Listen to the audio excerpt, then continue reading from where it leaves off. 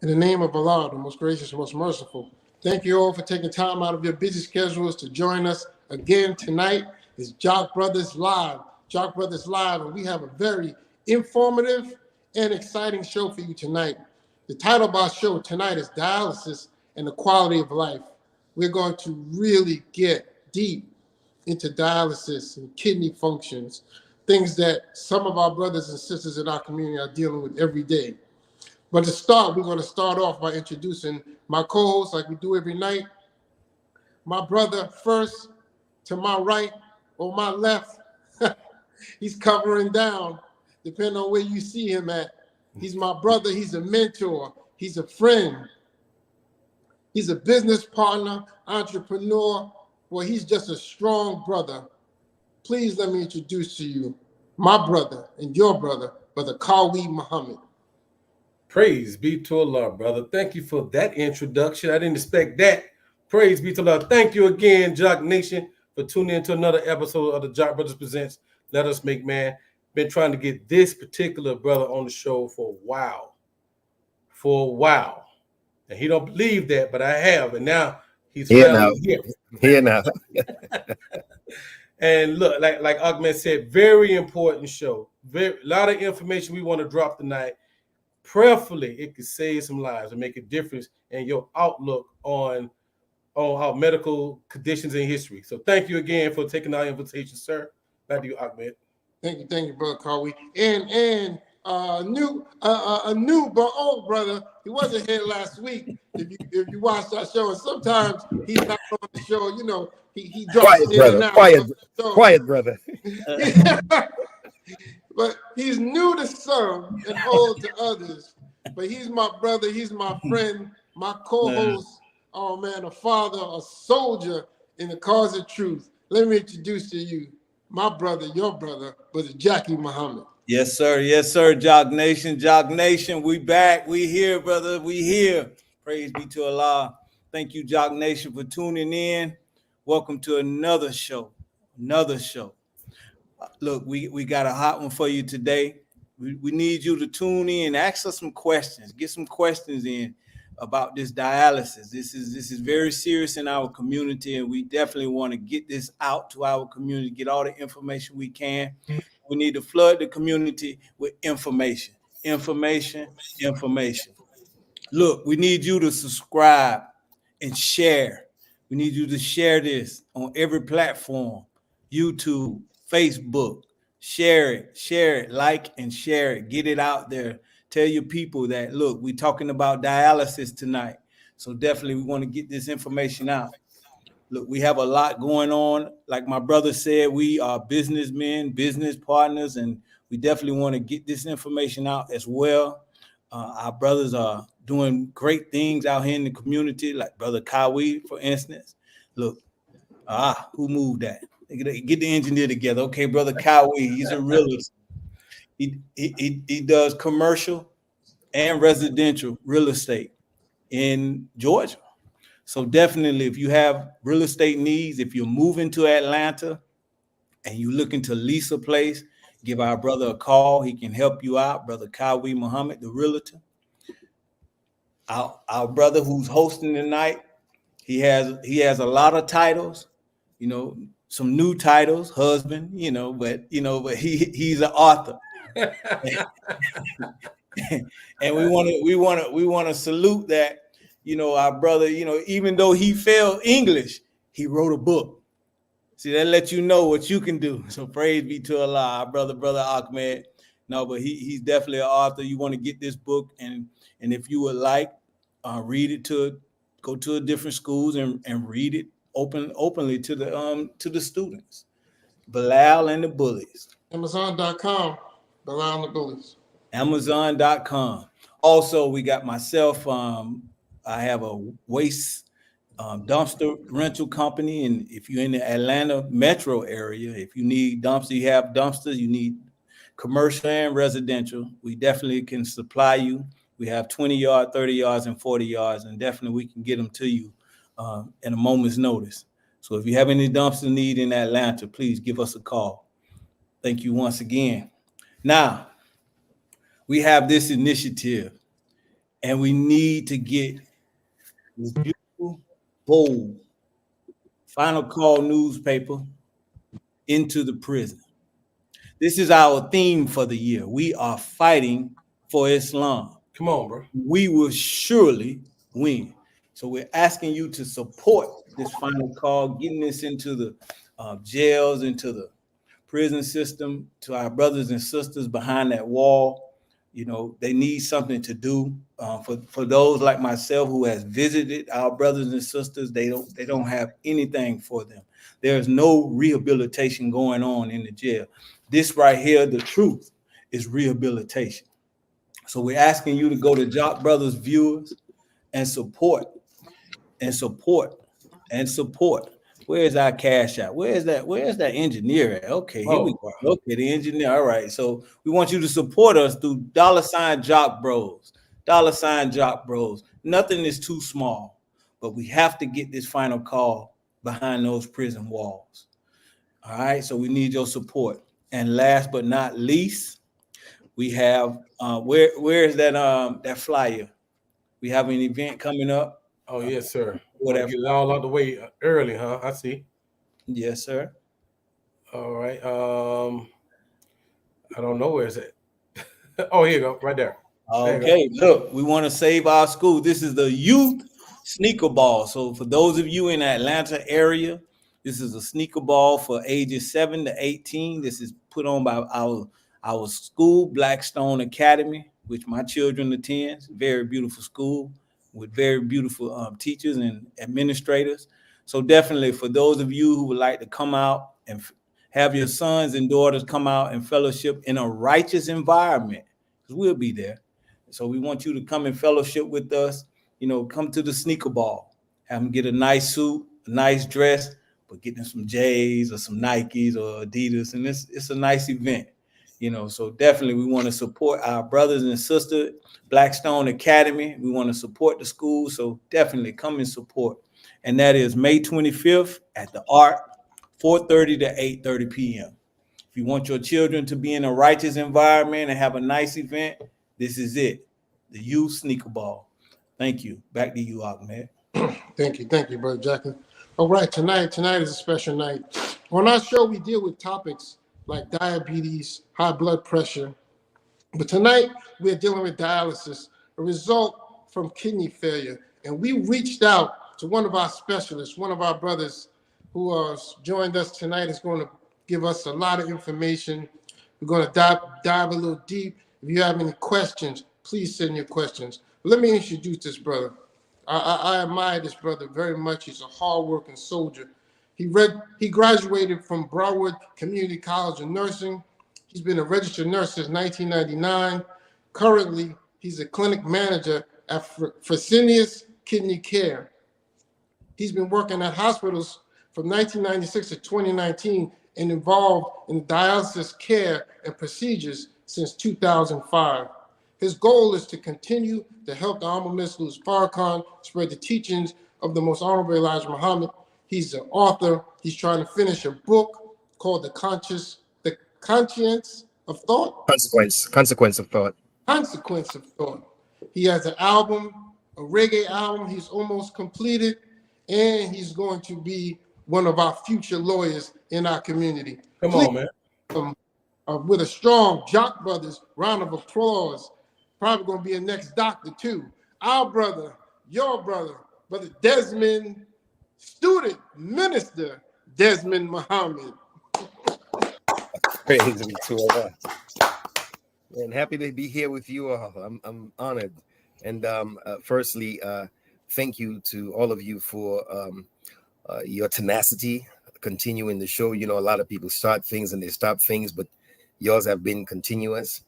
Continue to be a voice for the community.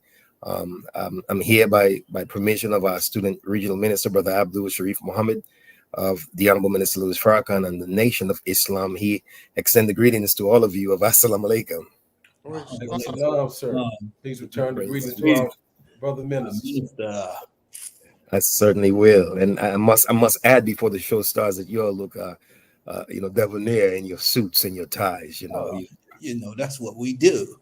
That's what we do. We was trained like that. Yes, sir. Yes, sir. Praise Allah. Oh, thank you, Brother Desmond. But I wanted to start the show first because we wanted to get into the functions of the kidney. We wanted to start there before we get into dialysis and the other treatments. We wanted to get into the functions of the kidney. Can you help us, inform us with that? Well, maybe the size of a fist, 2 kidneys. So you have one on each side bilaterally in our body, lower back system. The kidneys does a number of things. Probably, I wouldn't say the most important, but the one that's impacts a lot is filtration of toxins. And so the kidney filtrates and excretes toxins. When we eat and protein is broken down by the liver, the kidney excretes that. Also, when muscle is broken down, and the byproduct is creatinine. Both byproducts, urea and creatinine, is a nitrogen base, can be very toxic. And so it's the kidney's job to remove and excrete those toxins. The second thing is it regulates how much water we keep in our body. And so if we drink too much water, certainly the kidneys have a feedback system that excretes some of the water through urine. Of course, we lose some water through sweating also, but mostly through urination. And that's another function of the kidney. So you could imagine if you can't urinate or void or release yourself, where does that water go? And we could talk about that later. But very detrimental if it has nowhere to go, or if the body starts distributing it in places that are unlikely, that can cause not just severe damage, but up and including death.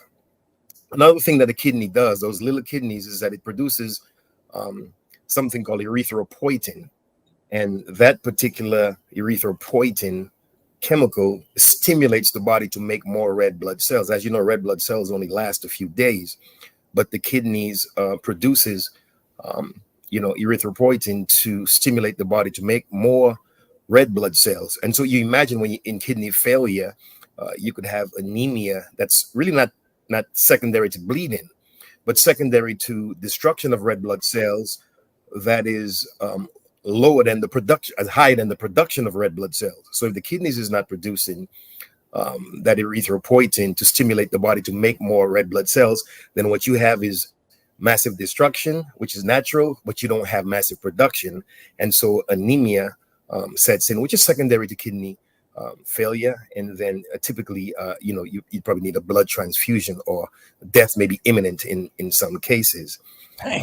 Well, the kidney produces also calcitriol, which is a raw form of vitamin D. And that's important in the uptake of calcium from your blood into your bones. So if you can't produce that, then of course certainly your bones could become brittle, because you can eat all of the calcium rich foods you want to, but it'll remain in your blood because it needs that vitamin D to activate it to be absorbed into bone and mineral production. So those are just some of the things that the kidneys does. It does a lot for being such small organs. Very important. Now, the show tonight, we want to deal with kidney failure. So when we're talking about kidney failure, some of the leading causes, from what I understand, are diabetes, high blood pressure, kidney disease, kidney stones, urinary tract infections. Are all of these, are some people born with diseases, kidney diseases as well?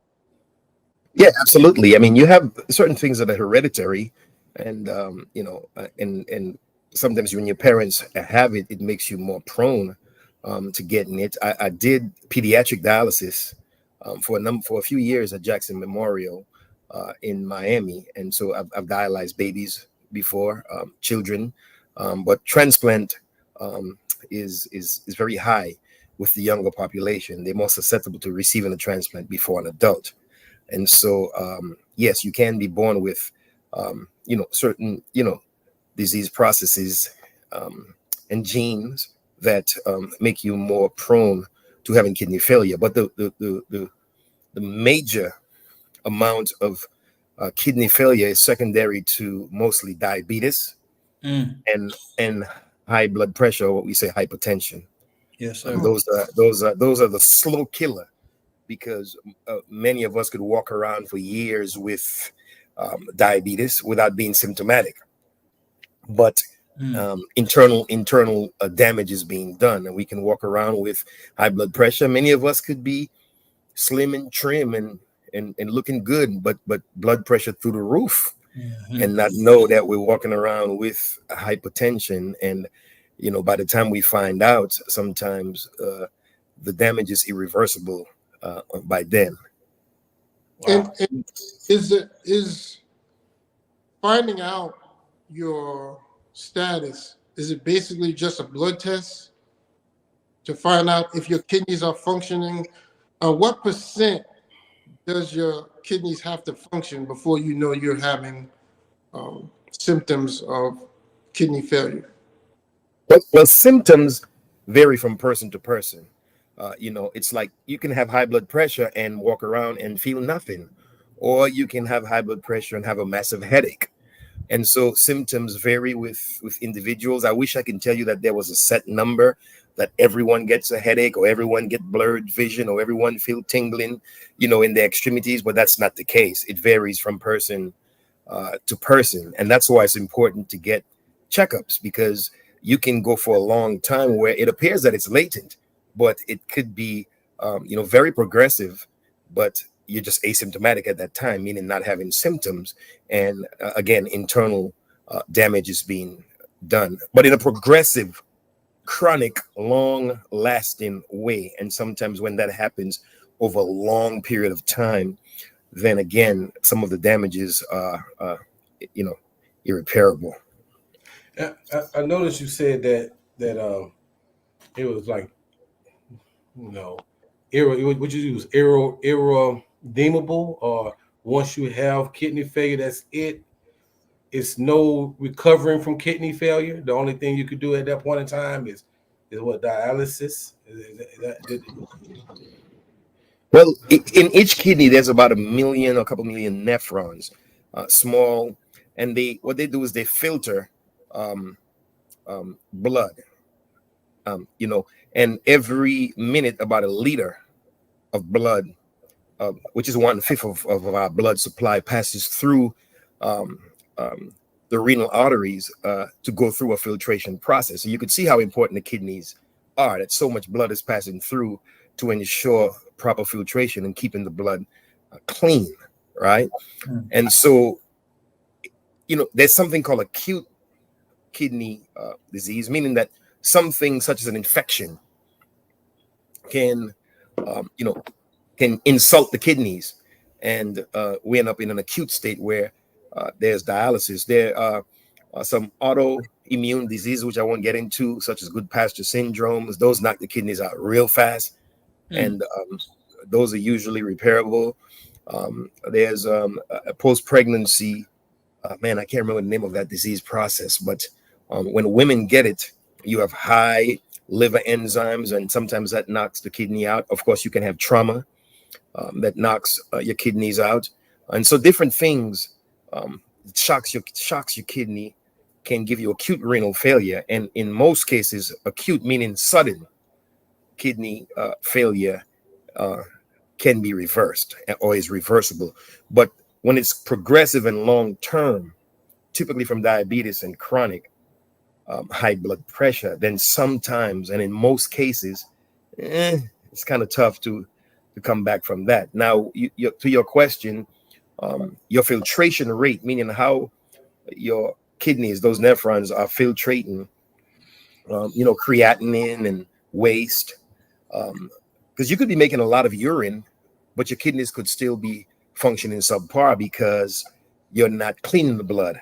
So because the kidneys has dual function. So you could, be, oh well, I pee a lot, and that doesn't mean your kidneys are functioning well. It just means that you're filtrating the water well, or you're ultrafiltrating or removing liquid well, but you can still have a problem removing toxins and waste.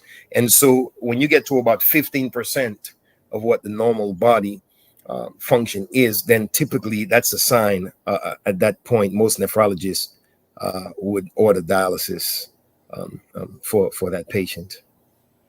So is there anything that strengthens the kidneys? We would say if I eat some carrots, it'll strengthen my eyes.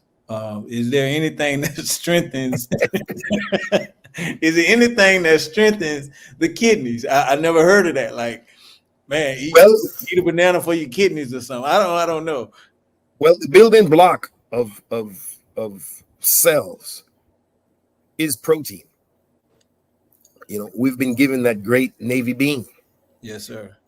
We tend to neglect it at times, but we can start with some good navy bean, as the Most Honorable Elijah Muhammad and the Honorable Minister Louis Farrakhan, who got it from God in person, has prescribed for us. Come on, man. Come on. Because in that navy bean is everything that we need. Now, even more importantly, one of the markers showing kidney failure is when protein starts to spill in the urine. In the urine, yes, sir. See, and so that protein is really necessary for something called oncotic pressure, where it keeps the blood from seeping out of your veins or out of your vascular system into the tissues. Sometimes you see people with big legs and pit and edema all over their bodies because sometimes the protein is low, and so those membranes, the vascular system is semi-permeable, meaning it's supposed to keep water in, let certain things in, let certain things out, but based on the regulation. But it's not supposed to freely seep out into the tissues like that. So when the protein is low, that can happen. So it's a good diet to start with our protein, as we've been given by the Most Honorable Elijah Muhammad. It's a good diet to eat fruits, to eat vegetables, because the rejuvenation process begins with that protein molecule. Yes, of course, you still need your fats, but your good fats, right? Your good carbohydrates. And so the dietary law of the Most Honorable Elijah Muhammad, I think, I know it's the best. And of course, science is beginning to, bear witness. Yes, sir. Good answer. I was gonna plug this in the beginning, but it seems like a very opportune moment to put this. For anyone who's looking to eat to live and reverse some of the symptoms like high blood pressure and diabetes, please read How to Eat to Live, Book 1 and Book 2. You can find it on www.noi.org, www.noi.org. Order your book 2, Book 1 and Book 2. Beautiful. Now, go ahead, Ahmed. Okay, I just wanted to go one more thing with the symptoms.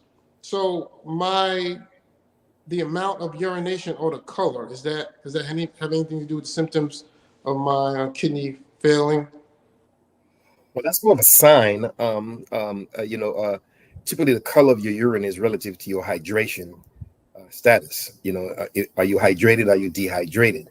And the more hydrated you are, the clearer the urine is. The more dark and amber the urine is, obviously, it means that we may not be hydrated. Now, hydration is not limited to the amount of water you drink, because you could drink gallons of water, but if the water just stays in your vascular system and is never transferred into the cells where it's needed for basic function, then you will still be considered dehydrated. So you could be hydrated inside of the vascular system, but dehydrated throughout the rest of the body. And what helps the water to shift, again, part of it is the protein, albumin in particular, which is the main protein in the blood that helps the water to shift. To Brother Kawi's question earlier, a hemoglobin A1C is a very good marker for diabetes. And so, when you have your regular checkup, that's a blood test, hemoglobin A1C that you can ask for, just to show where you are. Wow. And when I went to get an eye test, the eye doctor said that he could tell if my kidneys were functioning well from an eye test. I'm not sure, what that lends to, but I know in diabetes, um, what happens in with regular kidney function, it helps to regulate blood pressure also. So when you have a decrease in function, who do you think suffer? It's like if the dollar goes down, the poorer people suffer first. Well, they've been suffering all along, right?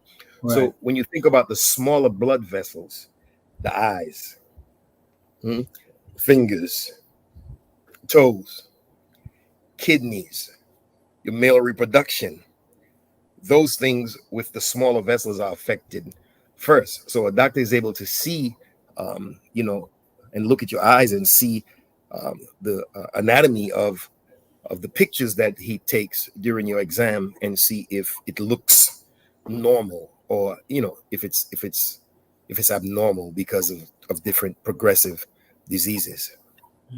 Hmm. So, man, I mean, brother Daniel, with this type of information, I guess when your kidney goes down, we need dialysis. Okay, what quality of life? How often would you need that to go through the dialysis treatment? What quality of life can you expect to have once you start dialysis? Is this a death sentence? Wow, I think that's a very good question. Is it a death sentence? Because spirit, not by might nor by power, but by spirit, saith the Lord.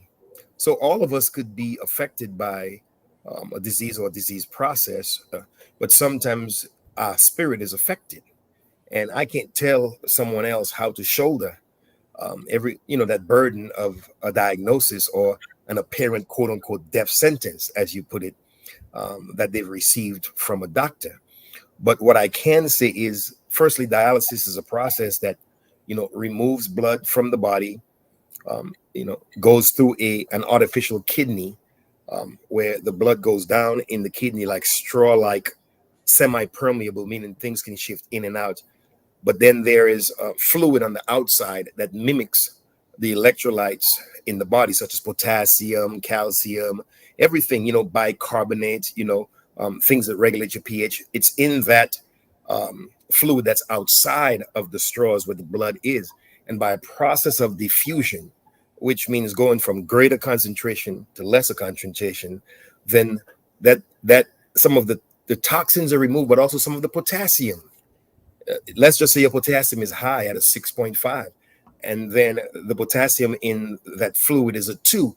Then naturally potassium through that 3 or 4 hour process would go from higher concentration in your blood to lower concentration in the waste or in the fluid, and then pushed out in the waste. So we can lower also potassium by the process of dialysis. So typically dialysis is about 3 days a week in kidney centers, 3 to 4 hours. Of course, you can do it at home also if you're able to cannulate or put needles in your own arm. Then you can do it for shorter periods of time, but more frequently. That's important. Now, how will you know if it's effective? Well, we would take a blood sample and draw your blood urea nitrogen, those toxins, before. And then we would do another sample after dialysis and then put it in a certain formula. And then when we look at your clearance, if you're not clearing at an optimal, then we would either lengthen the time from 3 to 3.5 hours, usually increments of 15 minutes, or get a bigger dialyzer or increase the pump speed.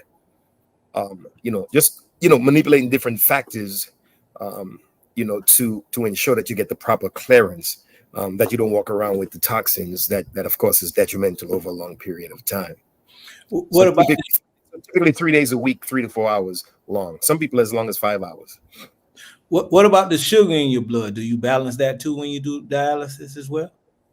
Well, it can to some degree, because in that concentrate that is helping to wash the blood, is in novice terms, there is dextrose, which is a sugar, and that dextrose concentration I think is about 90. So if your sugar is maybe 150, then certainly during dialysis it can regulate it. But again, that's 3 out of 24 hours. That's 21 more hours.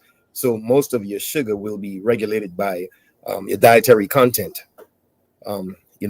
Eat carbohydrates, of course. Try not to ingest or consume, those kind of carbohydrates. Concentrated sweets. Yes, sir. Most things that are in packages. Typically, if you can open it, from anything that's plastic, typically it's not good, for us. Yes, sir. So then, okay, so we're going 3 times a week, maybe 3, 4, 5 hours a day. All right, during those other days, what's going on in your body now that your kids? So what's going on? Good question. Good question. So under normal circumstances, my dear brother, you would ingest liquids, and then your kidneys would regulate and filtrate that blood again about 1 liter per minute. And then there's markers and sensors in your body that says, hey, enough, let's get rid of some of the fluid. Why? As volume increases, like when you're blowing up a balloon, pressure increases. That's important. Yes, sir. Right? As volume increases, pressure increases. So as we drink more, and in particular, as we consume more salts, typically water follows salt and sugar. So many of us have what is considered water weight. That's why some people can do like a cabbage soup diet and lose 14, 15 pounds in a week, because it's a process where you just drop water, right? Yes, sir. That's more water weight. So under normal conditions, we would filtrate and get rid of that fluid. So if you have kidney failure, then the body has to decide, what am I going to do with that fluid? Well, Allah is so wise in his makeup of the body that most times the body distributes that excess water, equally throughout the body. So you might have general, what we call edema or excess fluid, where you can't even really see it. It's in the hips, it's in the gut, it's in the arms. Sometimes it'll push it straight to the legs where you can actually press it and it remain indented because it's in the periphery, right? It's in the legs. That's a good marker. Sometimes I could look at someone's jugular vein and look at how bulging that vein is. It's called jugular vein distension. And I could tell that, you could see it right there. There we go. That internal jugular vein, that external jugular vein is bulging because of excess fluid, and it's backing up because of the difficulty of the heart to, pump the rest of that fluid throughout the body. And so, unfortunately, sometimes the body distributes that water into the lungs, where you get what is considered an infiltrate. And once that those lungs become infiltrated, then of course it impairs the ability to breathe. Once breathing, slows down, and then your oxygen saturation also slows down. Once that slows down, you're really grasping for air. You have labored breathing, and if there's no intervention with oxygen and sometimes intubation, then death is imminent if you're not careful. So that's some of the difficulties with being on dialysis. And how do we know how much fluid to remove? Well, if you leave at 90 kilograms and you come back at 93, we know that's 3 kilograms over from the time that you left. Each kilogram equals 1 liter. 1 liter, the weight of 1 liter of fluid is actually 1 kilogram. That's again, God's creation, right? So by weighing us in kilogram, we able to tell how much fluid to remove. Now, at that point, if the patient is cramping severely, because as you lose fluid, just like playing basketball, you can cramp. As you lose fluid, you also lose salts, right? If you're losing fluid too fast and the body's unable to shift the fluids from your cells, outside your cells, back into the intravascular space, your veins, your arteries, then that shifting, the body can't keep up with that demand, and oftentimes severe cramping goes on. When the patient cramps like that, we know, hey, slow that thing down just a little bit. It's like playing 10 games of basketball, right? And you're shifting a lot of fluids, losing a lot of sweat, and then that cramping goes on. And also the breakdown of muscle, the byproduct, of course, lactic acid causes serious cramping. So, how that fluid is distributed is very, very important. And so, some people make a lot of urine, but most dialysis patients, only make very scant urine. So the body has to walk around with that extra weight. Why is that such an important question that you ask? Because the more fluid that you walk around with, what do you think you're doing to the heart at that point? Pressure on the heart. Overworking that heart, right? Right. And so after a while, the heart and the organs of the body is made to, in an emergent state, compensate. In essence, you're walking on a treadmill, you are beating about 60, beats per minute. And, as you put that treadmill a little faster, then you see your heart rate increasing, right? 60 to 72 to 85, right? Kyle, we've been walking on that treadmill to 105 to 120 to 130 because the body is compensating. The body was not made and designed to compensate forever. Compensatory mechanism is for emergent situation and exercising. If you keep it over a long protracted period of time, then that's overcompensation. After a while, the heart may lose its elasticity. And then what we call the ejection fraction in the heart may get real soft. And then if you can't pump the blood with, the vigor, with the strength that the heart used to pump, then you can end up with congestive heart failure. And that's a whole nother subject at a whole nother time. And that's a whole lot of suffering if your diet is not disciplined.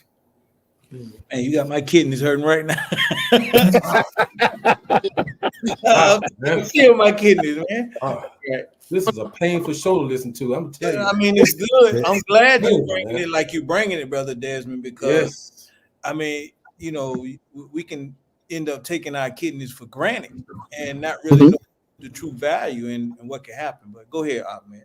Yeah, I wanted to see. I was hoping you went into a little more on the different, what I was learning about the different types of dialysis treatments, the overnight at the facility, or you can do it at your home, or you can do it, as he was saying, he stated a little earlier, different times of the day. Okay. First of all, there's hemodialysis, right, which suggests blood, hemo suggesting blood, which means that either you're going to have a catheter placed in your internal jugular, subclavian. I think you have one of the portraits, a vascular surgeon. That's the one in your arm, but I think you had a photo. There we go. So as you can see, the first one you had, there we go. That shows all three. So if you look at your up on the right chest, left, you can clearly see that's a catheter is tunneled under the skin, and it goes into either the internal jugular or the subclavian vein and down into that junction of the heart.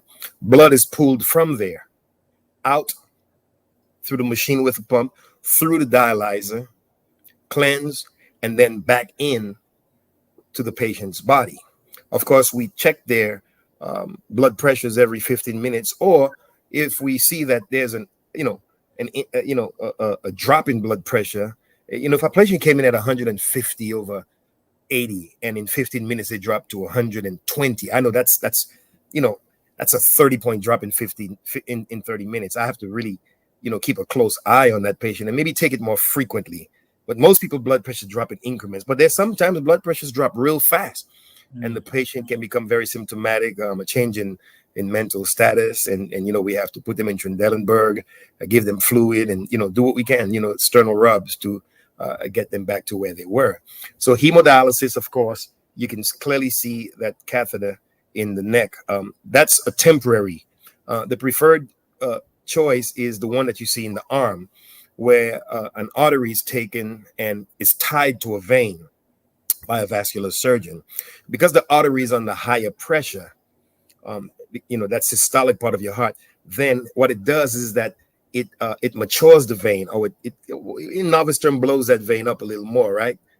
And that vein becomes bigger than it's supposed to be.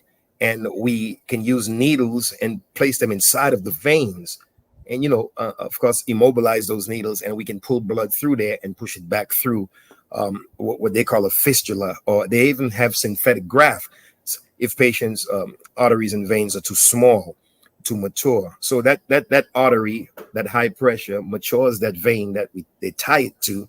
And then, of course, we can't put needles in the artery because it's under such high pressure. Blood will be all over the roof, right?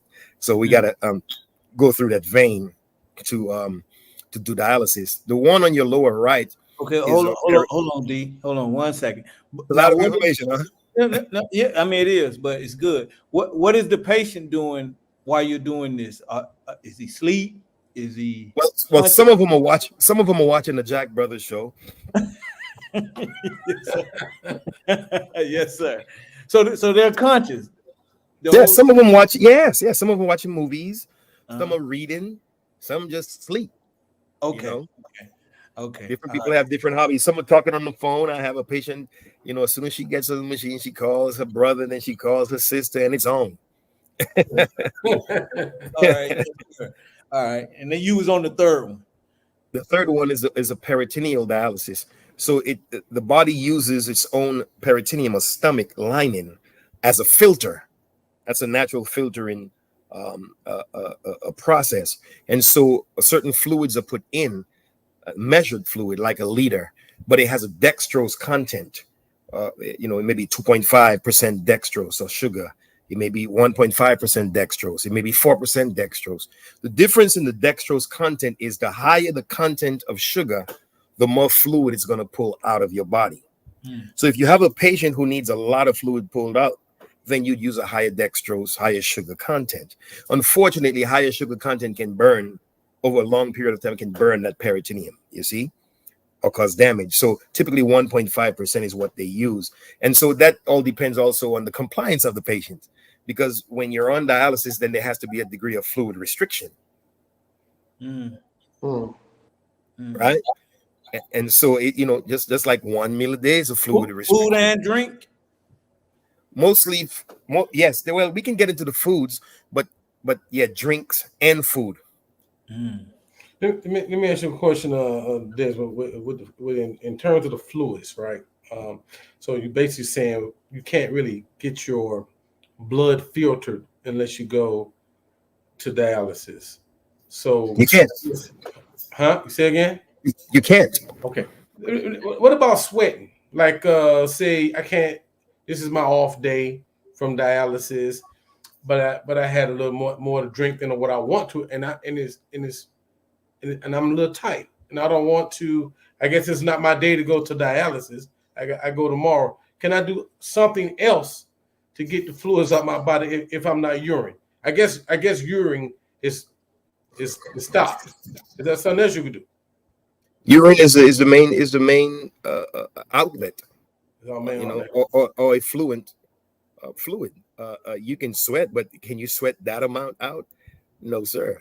That's some you'd have to be in a sauna for how long and exercise for how long and then shifting the fluids for how long and that in itself can become dangerous. So when you're on dialysis, it's just a tough position to be in. You have to restrict your fluid because the more you drink, the more you jeopardize not just your heart but everything else. Wow. So I mean, I just want to get this straight. So you actually, once your kidneys fail, urination stop. That's it. It does. Well, it varies from person to person. There's still some people who make a lot of urine, but you remember that's only one function of the kidney. Right, which is the regulation of fluid. You still have the filtering of toxins. You still have erythropoietin, the making and stimulating of red blood cells. So all those other things are suppressed or non-existent. We got the questions coming in back to back now. Yeah. Okay. See if you could double down on two of these questions. One was, how long would you recommend a person to keep a CVC? And another one is it necessary for every dialysis patient to receive a catheter? Well, that's a good question. Well, it's recommended. CVC is a central venous catheter, that the one I told you about, the tunnel, and it goes into your internal jugular subclavian vein. The problem with CVCs is that you're prone to infection. And it sits right at the junction of the main artery of the heart. So when there's an infection, you got to imagine that infection can be also in the heart. So typically, if an infection is suspected, they usually pull that line out, give some antibiotics, and then give it a 48-hour rest, and then put a new line in. If the infection pervades the body, and then it gets on the valves of the heart, and you're talking open heart surgery. Mm. Wow. Right? And or if you get an infection and it becomes systemic in the blood, then there's something else that's called sepsis, that a cascade of things happen, and death may be imminent at that time too. So those are risks. Yes, that's rolling the dice, right? There's some people who keep a CVC or catheter for a long time and nothing happens, but there are others, I can tell you, I've seen their last breath. So I don't recommend keeping it long because of the chances of infection. And at some point in the show, if you can come back to diet, Brother Jackie, I'll go into that a little bit, because that's deadly, right? Things that would be considered normal diet or good for you with a dialysis patient, man, you're encroaching death if you eat certain things in abundance. Yes, sir. Did you ask? What about that last question, Brother Ahmed? Which one was it? Is it necessary for every dialysis patient to receive a catheter? Is that? Yeah. Yes, it's necessary because part of the process of dialysis is removing the blood from your body, passing it through that artificial kidney or filter, and then back into your body. Or if you elect to have peritoneal dialysis, then they'll place a catheter in your abdomen, and then you can put that fluid in, let it dwell for an hour, 2 hours, and then release it, and then it pulls some fluid out with it. That's another way. But even that, you have to have a good sterile technique, good hand washing technique, because you're prone to getting peritonitis at that point, which also can be deadly. Yeah, sterility is still. Go ahead. No, I'm just saying you're using a lot of big words, brother. Sorry. Yes, sir. Well, let's break it down in novice terms, right? But okay, so hand washing is necessary.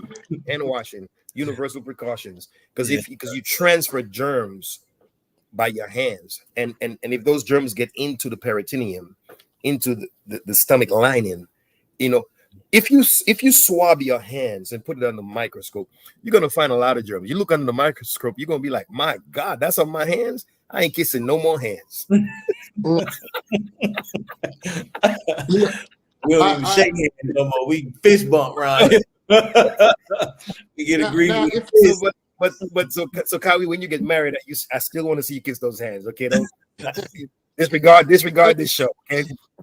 If you wanted to go back to the diet, we can, but we got a few minutes because I wanted to jump into transplants. So, did you want to say a little more about the diet? Well, the diet, one of the major electrolytes of the heart is potassium and calcium that helps the heart to beat, to function. But when potassium is too high, then the normal rhythm or dancing of the heart is, that thing that you see on television. We can tell where it's originating, the electricity. We can tell how fast it is. We can tell what the size is supposed to be. We can tell if the electricity is being conducted in the right state. Potassium causes your heart to dance different. High potassium. They call them arrhythmias or dysrhythmias. Now, if you get a certain dysrhythmia, such as ventricular tachycardia, which means the ventricular part of the heart, the lower part, is beaten at such a high rate, the heart could never rebound and get it to regulate, the way it's supposed to regulate. That's a deadly dysrhythmia. And typically with VTAC, sometimes you can get 20 beats and it stops. But if it's continuous and there's not intervention, and then you go into VFib and then they don't, where it's fibrillating now so fast and you don't get shocked, then death is imminent. So, so bananas is good for you now, but as a dialysis patient, no. Potatoes are, okay now, but potatoes have a lot of potassium when you're on dialysis. Red potatoes, maybe soak them a little bit, a no-no. You may love orange juice, but a lot of potassium when you're on dialysis, a no-no. You see, so a lot of things that normally right now is a good part of your diet, well, on dialysis, a little different. Rich in potassium, rich in phosphorus, rich in things that causes hell for a dialysis patient and causes really calcification sometimes of different organs, which means the hardening of organs because calcium is too high, phosphorus is too high, and it's just not a good scenario. So dietary regimen is different than when you're not on dialysis as opposed to when you're on dialysis. Yes, sir. Now, you mentioned headaches earlier. Is that a symptom of something going on with your kidneys, or was that you mentioned a headache earlier? I really wish I would have said something then. Maybe it was in the context, but well, headaches is symptomatic of a lot of different things, right? If you're having domestic problems, you can have a headache. absolutely. You can have a light bill headache. You can have a water bill headache. School tuition headache. Yeah, absolutely. Just a little. Yes, But when you typically high blood pressure, real high blood pressure, secondary, one of the symptoms, is a headache. And so sometimes when you're having headaches and recurring headaches, then you have to get a checkup. Something could be going on. It could be secondary to hypertension. It could be secondary to a blockage somewhere. It could be secondary to a stroke. There's so many things. And so that's why, in the emergency room, you say, well, why are they doing 20 tests? yes, sir. Well, they do 20 tests because those are diagnostic tests that narrows down, okay, it ain't that. Most likely it ain't that. Okay, we did this test, most likely it ain't that. And so we're narrowing it down. Why? Because if you diagnose right, you can treat right. Yes, sir. Does that make sense? Yeah, so that's why so much diagnostic test and blood test and different doctors coming in to see you, because we're trying to narrow down the diagnosis so we can pinpoint what's wrong, so we can begin to treat. Because remember, things happen. It doesn't mean that something is wrong there. It means that it could be three things down the line. Mm-hmm. You see what I'm saying? There's trauma here. You end up with diabetes. You end up with kidney failure. You end up with this. So it's, primary, secondary, tertiary. What's the cause? The cause may be multifactorial. It's not necessarily one thing. And so that's why How to Eat to Live, again, we can't mention that book enough. It's so important. Absolutely. Now, what was segueing me into this next part of one of our guests asked a question: Is kidney disease reversible? So, at what point does the kidney fail to the point where it's time to get a transplant? Well, good question. Doctors and pathologists can do a biopsy, right? Where they take make a very small incision and get a small piece of that tissue and examine it under a microscope, and see certain formations and what's happening, and they can tell from the normal anatomy and physiology of that biopsy where you are. There's a creatinine clearance test that we can give, where you urinate for 24 hours in a jug, right? Keep it on ice, then you bring it in. We send it to the laboratory along with your blood test, and we can tell what your kidneys are doing. Typically, the way the kidneys filtrate, your creatinine clearance and your urea clearance, which are, again, both byproducts, right? One of muscle breakdown, one of dietary breakdown. It has a ratio of 10 to 1. So typically your creatinine is about 0.1, 0.3 to 1.0, 1.2. And then your bun is usually 10 to 20. So when that ratio begins to look different based on that urine that we send in and blood, then you have to take a deeper look if the ratios are not what it's supposed to be. But when your function reaches about 15%, then it's dialysis is imminent. And then once you go into dialysis, that kidney is time to remove it, or we just no, not necessarily. Not necessarily. It's sometimes it is reversible, but again, that biopsy will tell a lot. And then if once I get a new patient on dialysis, one of the things that I do is I put for a creatinine test every Monday, every Tuesday, the first day of dialysis. Because typically dialysis is Monday, Wednesday, Friday, or Tuesday, Thursday, Saturday. But Friday to Monday is a longer period. So if I do a creatinine test every Monday, then over the next 4 Mondays, I can see, is there a trend down? Like I have one patient now, creatinine is about 2. It has a trend down. Hey, we just reduced him to 2 days a week. If it trends down some more, then he may not need dialysis anymore. Obviously, it's an acute kidney failure. So in some cases, yes, it is reversible, but in many cases, it's not. And then transplant is imminent, or dialysis is also a necessary, paramount at that point. Do you know what the patient was doing in order to make it reversible? Like, do they tell you anything? Like, I'm doing this, doc, or I'm doing that? No. No, nothing like that. I mean, the main thing is, I mean, everyone is trying to remain hydrated. Everyone is trying to eat right. Everyone is trying to think right. You remember what the Honorable Minister Louis Farrakhan said about stress? He defined stress as default in duty, whether malicious or inadvertent. The effects are the same. Yes, sir. So whether you mean to do something or you didn't do it consciously, or relative to or secondary to ignorance, the effects, the damage is the same. So it's not necessarily first-degree murder, but it's involuntary manslaughter. Well, I didn't mean to kill him, but the person is still dead. Right. The effects are the same.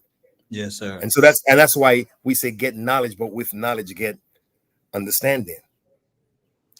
So I'm looking at my my test result.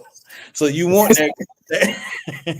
I want you to get all paranoid now, brother. Hey, I'm on it now, brother. Listen, the more we talk about health, brother. So you want that creatinine low in the 1. That's good.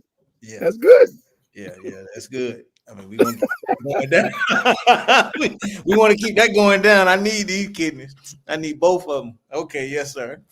So you pulled up your results, huh? I'm putting it up, brother.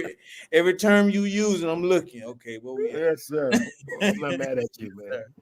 Yes, I mean, I'm enjoying this show to begin with because I think that it's pertinent that we get information out. So health for the Black community and, of course, the entire community, but firstly the Black community, because of our food deserts, it's very paramount. I believe the salient point, the most pronounced point should be preventive, not going to a doctor to try to cure. Right. And so that's why we have to get the information out. That's why we have to get the final call out. So we have to get How to Eat to Live out, promote, NOI.org, promote Final Call, that store, because the more information people have and the more of the comprehensive understanding they have, more patience they can have with the process, with themselves, and live in a higher quality of life. Okay. Praise be to Allah. Oh, well, we had an hour mark at this already. Already. But before we get into our closing remarks, one of the guests asked, was there any particular reason why you made dialysis an important subject for your study? I was tricked into dialysis. I used to work after patients had open heart, and then they stayed in ICU for like 1 or 2 days. After they started walking, they would come to a step-down unit, and we would have 4 of those patients in step-down post-open heart, and that was my primary job at first. And then I met a sister who said, "Oh, Desmond, I used to do dialysis, and I'm gonna be doing dialysis again, and I want you to come over and learn dialysis." And I said, "Man, she's crazy." And then I took a travel assignment to West Palm Beach in a hospital, and guess who I ran into? The same sister. And she was like, "Can't get away. You got to come do dialysis." And so, I took the pay cut, and because I was making more money, and I learned dialysis, and I found my niche, and that's how I got into dialysis. But it wasn't my first choice. Praise Neither was nursing. Neither was nursing. My mother encouraged me to be a nurse. I probably would have been a mathematician. Yes, sir. Yeah. So at this point of the show, we have our closing remarks. So, Brother Desmond, Oh, you could. hold on, brother Dad. Hold on, brother Ahmed. One last question. Fasting. Are we familiar with anything that goes on with the kidney during the 3-day fast, or do we have any information what the fast does in the kidney in that area? Well, one of the things that fasting does is that it slows everything down, right? We tend to overwork the digestive system. We tend to overwork the kidney by eating 2, 3, 4, 5, 6 times a day. So when we're fasting, right, one of the things that it does is it doesn't need to be at such a high functionable rate again. So, so certain things are resting. It's still functioning, but not in an overcompensatory way. Trying to make up, trying to always catch up, trying to always, man, there's more toxins. We got to get. Remember, the way the body is designed for survival first. So even when we do things that are detrimental, the body's going to try to compensate initially. And when it can no longer compensate, then of course, the process of deterioration settles in. So fasting is good because fasting, reduces certain levels in your blood. Fasting reduces stress. Stress suppresses the immune system. With stress, certain sugars are pumped into your blood, certain corticosteroids. Fasting heightens spirituality and the thought process. And so we function on such a high level, not just spiritually, but physiologically. The body's functioning at an optimum high level when we fast. So fasting is good and has been proven good for the body. And of course, there are many articles that you can Google that goes into it. And they stole pages and footprints from the messenger, as the book of, the 20th surah of the Holy Quran, Taha, mentions. And that's called intermittent fasting. That's footprints from the Most Honorable Elijah Muhammad. Yeah. We're not going to let you get away with that. They can't get away with that. Yes, intermittent fasting. Yeah. Whatever. Okay, yes, sir. Well, thank you, brother. Go ahead, brother. But I've enjoyed myself. Reverend Kawi seems to be frozen. Yes. Yeah. Okay, brother Desmond, please, with your closing remarks. My closing remarks would have to come from the Honorable Minister Louis Farrakhan. That's where I feel most comfortable. I'm a nurse, but I'm a student of his first. He said nothing supersedes the sanctity of human life. Nothing supersedes the sacredness of human life. And so no gift, no tangible, no wealth is better than life itself. And so we become enamored with wealth and with the acquisition of things. We should be more enamored with our spiritual health, our physical health, our social health, our marital health, our community health. Those things are more important and than the acquisition. It doesn't mean that this is a vow for poverty, right? Because the scripture says, "Seek ye first the kingdom of God," and big houses like Brother Jackie has will be added onto you. Some bills too. Some bills be added on to. So I would say, brother, brother Ahmed, nothing supersedes the quantity, the sacredness and the sanctity of human life. Let's be more conscious and deliberative about our life and our health. And thank you all for inviting me. Thank you to Brother Ahmed, Brother Jackie, Brother Kawi. Thank you to Brother Abdul Sharif Muhammad for allowing me. And of course, man, much thanks to the Honorable Minister Louis Farrakhan for putting me on a study course. Yes. Okay. Brother Kawi.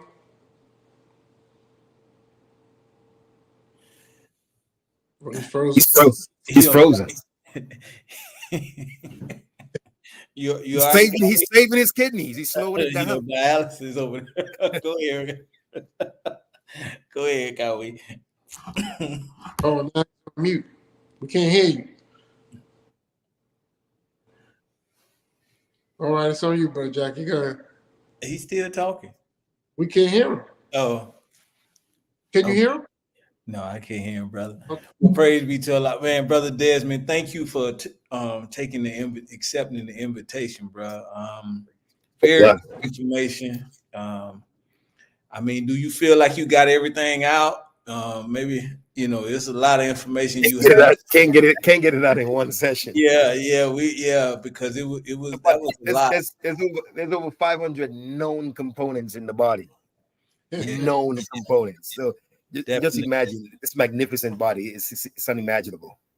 Yeah, definitely, brother. We'll see you again soon, man, because that was a lot of information. I never knew what took place during dialysis. I don't know anyone. I can't think of anyone I know on dialysis at the moment, but definitely much needed conversation. Preventive maintenance is the key, and because the kidneys, once they shut, so they both shut down at the same time, or is it one first? Well, once there's damage because of long duration of chronic progressive hypertension or diabetes, then it does damage to both. It's not going to select the left kidney and say, I'm going to damage unilaterally this kidney. It's bilaterally, both kidneys. Wow. But if you get trauma to one kidney, you can still live with the other kidney, and that's why people donate kidneys to each other. You can live a perfectly healthy life with one kidney, but that's typically from trauma.